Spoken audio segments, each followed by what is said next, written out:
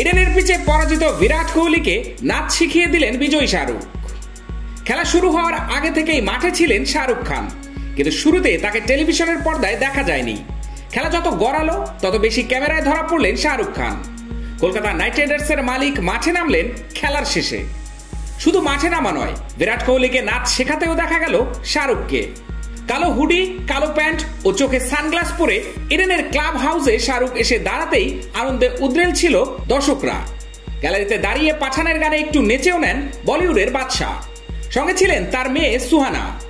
খেলায় কেকেআরের জয় যত নিশ্চিত হচ্ছিল, মুখের হাসিটা তত চওড়া হচ্ছিল শাহরুখের। নিজের আসনে বসেই হাততালি দিচ্ছিলেন তিনি।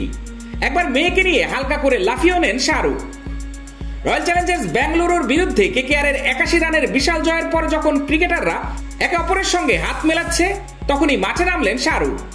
একে একে সব ক্রিকেটারকে আলিঙ্গন করলেন।